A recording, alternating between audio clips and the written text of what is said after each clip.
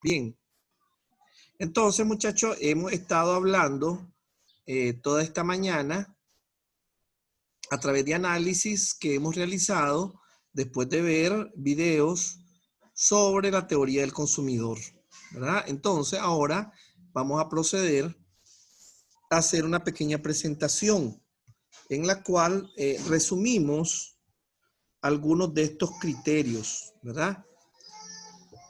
Todos estos criterios giran en torno a la teoría del consumidor. ¿Qué es la teoría del consumidor? Pretende dar una explicación del comportamiento, ¿verdad? De un agente económico específico, y este agente económico específico es el consumidor. Las personas que demandan bienes y servicios en el mercado. Cuando hablamos de bienes, decimos productos, y cuando hablamos de servicios, son diversas acciones que satisfacen una necesidad. Por ejemplo, hablando de servicios, transporte, servicios médicos, reparaciones. Bien, son ejemplos de servicios. Entonces, la teoría del consumidor no establece un análisis sobre las preferencias del consumidor. Igualmente nos hace referencia a la utilidad o la satisfacción, que en este caso son sinónimos, ¿verdad? Para efectos de la teoría del consumidor, utilidad y satisfacción son sinónimos de, en referencia a lo que el consumidor siente cuando consume un determinado producto. Otro elemento muy importante de la teoría del consumidor es la restricción presupuestaria. ¿Por qué? Porque una cosa es lo que el consumidor prefiere. Esto está asociado a sus deseos. Pero otra cosa es lo que el consumidor puede adquirir, y esto ya relaciona sus deseos con su capacidad económica. Bien, esto es la restricción presupuestaria. En otras palabras, yo quisiera quizás consumir, ¿qué decir algo? 2 gaseosas al día, pero solo tengo dinero para consumir una. Bien, entonces eso es la restricción presupuestaria.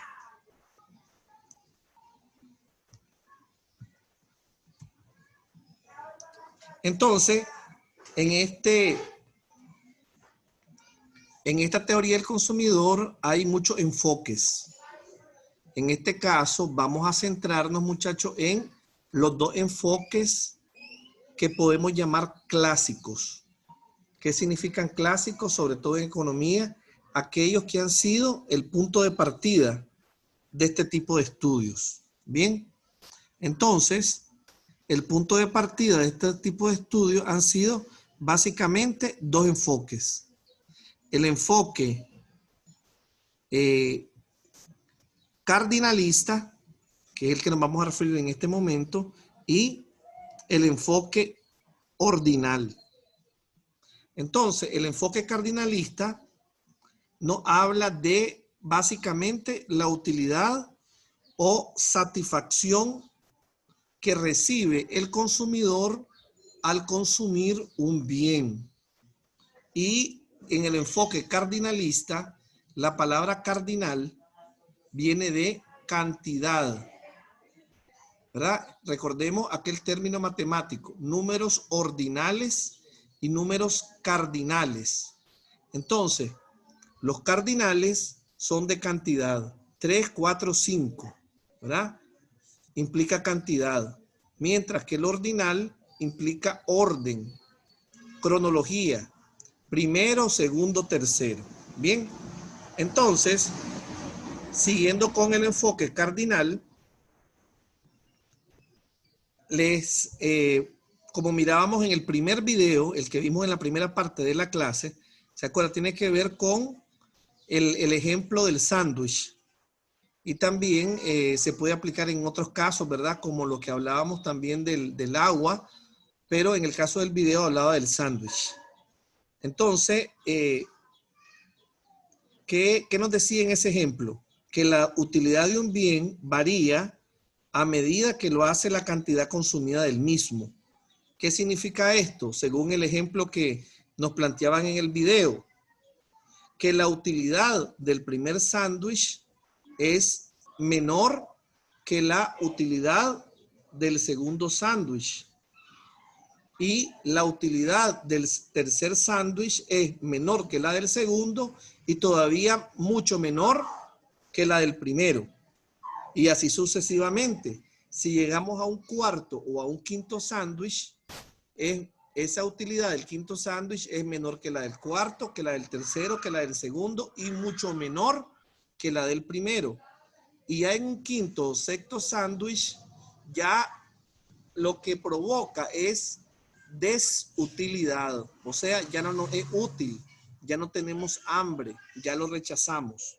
Bien, entonces, en la medida que vamos consumiendo más de un bien determinado, su utilidad se reduce. Bien, eso es lo que básicamente se nos plantea.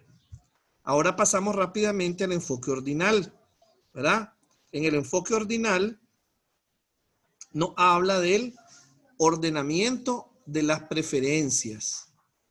Entonces, recordando un poquito el tercer video, con el ejemplo de la niña que consumía galletas y chocolates, ahí nos explicaba cómo se construye una curva de indiferencia.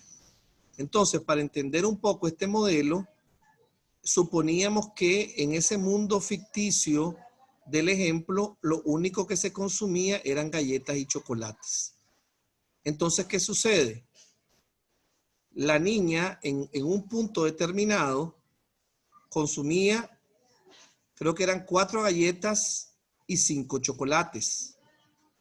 Pero en otro punto consumía menos galletas, pero consumía más chocolates. Entonces, a ella se le consultaba y decía que en ambos puntos ella tenía la misma satisfacción.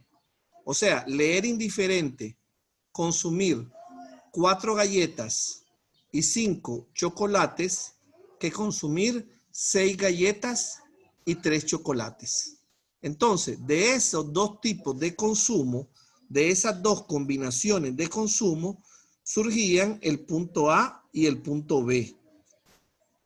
Entonces, recordemos que una recta o una curva en geometría es una sucesión infinita de puntos. Entonces, ya con 2 puntos, nosotros podemos construir una recta o, en este caso, una curva. Entonces, ¿qué sucede? Con 2 puntos en los cuales cada punto representa el nivel de satisfacción que tiene un consumidor con 2 productos determinados, con la combinación de 2 productos determinados, con 2 puntos de este tipo se puede establecer una curva de indiferencia. Pero si hay otro nivel en el que este consumidor consume más de ambos productos, entonces él tiene mayor satisfacción. Entonces, esta curva es una curva que está un poco más alta, o sea, más alejada del punto de origen. El punto de origen, recordemos, en una gráfica que está determinada por el plano cartesiano, es el punto 0, 0. Bien. Entonces, estas son las curvas de indiferencia. Pero a la par de las curvas de indiferencia está la restricción presupuestal, que está representada en esta gráfica por una recta tangencial a una de las curvas o a cualquiera de las curvas. ¿Qué significa tangencial matemáticamente, muchachos? Recordemos, una tangente es una recta que toca en un solo punto a una curva o a una circunferencia. Entonces, en este caso, la recta de restricción presupuestaria toca en un solo punto a una curva de indiferencia. Entonces, ese punto, muchachos, es, por decir algo, el punto de equilibrio, el punto óptimo. ¿Por qué? Porque aparte de integrar la cantidad de productos que él desea consumir, en ese punto él es donde realmente con su presupuesto, con el dinero que él cuenta, él puede adquirir esos productos. Entonces, si una persona con un presupuesto determinado está por debajo de esa restricción presupuestal, significa que todavía puede incrementar su consumo.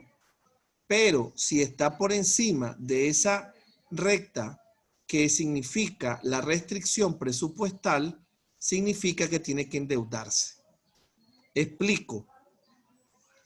Si estamos hablando siempre del ejemplo de la galleta y los chocolates, ¿verdad? Y la restricción presupuestal es de 100 córdobas, entonces, si esta persona está en una curva de indiferencia en que contabilizando la cantidad de galletas y chocolates que ella puede comprar con 100 córdobas es menor a 100 córdobas, entonces ella está por debajo de su capacidad y puede todavía consumir un poco más de galletas y de chocolate hasta completar su presupuesto. Pero si está en una curva de indiferencia por encima de la que él tiene y en la cual la cantidad de galletas y chocolates sumando sus valores supera el presupuesto que él tiene de 100 córdobas, entonces obviamente está por encima de su capacidad y esto significaría endeudamiento. Bien, entonces, siempre hablando del enfoque ordinal, nos dice que en esta gráfica nos plantea aspectos que yo ya les estaba explicando, ¿verdad? Primero, de que el consumidor está enfrentado a la comparación de una serie de bienes. En este caso, siempre es en la gráfica comparamos dos bienes, porque tenemos dos ejes, recuerdan, X y Y. Entonces, X contra Y, que puede ser galletas, chocolate, puede ser pan y leche, puede ser pantalones y camisas, cualquier cualquier tipo de bienes que podamos comparar. Bien. Y el otro aspecto es que tiene que ver con la parte presupuestaria. Entonces, él trata siempre de obtener la mayor satisfacción posible con el presupuesto que tiene, ¿verdad? Luego hablamos de las curvas de indiferencia, que es, como ya les explicaba, el espacio geométrico o la suma de puntos que representan a las combinaciones de bienes, que es a lo que ya hemos estado explicando, ¿verdad? En el caso del ejemplo del video, nos hablaba de galletas y chocolates. Entonces, combinaban diferentes cantidades de un bien y del otro. Habían casos en que tenían el mismo grado de satisfacción, y cuando tienen el mismo grado de satisfacción, significa que están contenidos en una misma curva. Pero si el grado de satisfacción es menor, están en otra curva que está por debajo de la primera curva. Y si el grado de satisfacción es mayor, esos puntos en que el grado de satisfacción es mayor, pero son indiferentes entre ellos mismos, o sea, brindan el mismo nivel de satisfacción, entonces significa que está en una curva que está en un nivel más alto. Un elemento que es importante, muchachos, que las curvas de indiferencia, entre más altas estén, o sea, entre más alejada del origen, que es el punto 0,0, en esa medida, entre más alejada del origen, en esa medida significa una mayor satisfacción. Aquí tenemos las curvas de indiferencia, ustedes igual tienen su video que les compartí para que ustedes puedan volver a verlo y aclararse un poco más. Pero aquí igual tenemos el bien X y el bien Y, ¿verdad? Entonces tenemos tres curvas de indiferencia. La I1 está más cerca del origen. La I2 está un poco más lejos del origen y está por encima de la I1.